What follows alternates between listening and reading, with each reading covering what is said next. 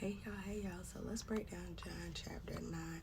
We're gonna try to get this in one video, but it's seeming like it's gonna be a little long today. So let's go ahead and jump into the chapter context.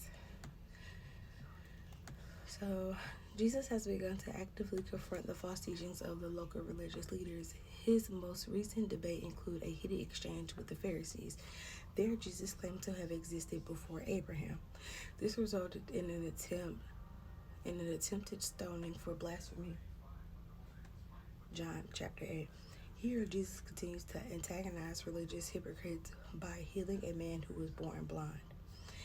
The ensuing ruckus further exposes Jerusalem's religious leaders as shallow, prejudiced, and false.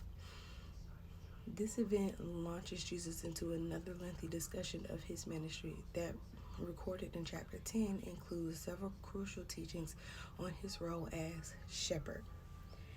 Come on, JC. Alright, so let's get into this breakdown, part 1.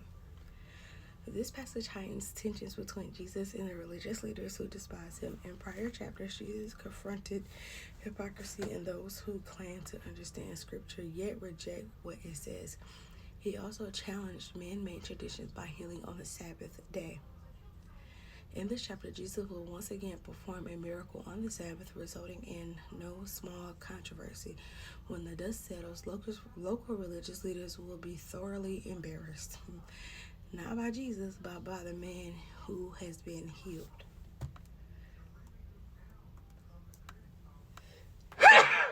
Blessing. Chapter 9 opens with Jesus passing by a man who had been blind his entire life. The disciples react with a typical worldview of their era. In their minds, suffering is always a punishment for something, so they ask Jesus whose sin this man is suffering for. His own or that of his parents. Jesus' response proves that not all hardship is our fault, so to speak. It's true that our own choices have the greatest impact on our lives, but it's also true that bad things can happen to those who've done nothing to deserve those struggles. Whew, that's good. John chapter 9, verses 1 through 3. Jesus heals a man by putting mud on his eyes and sending him away to wash. The result is that a man who can see, though he never been able to before. Light, sight, and blindness are often used in Scripture as a symbol of spiritual knowledge. In this case, the man's literal experience also serves as a metaphor for the Christian experience.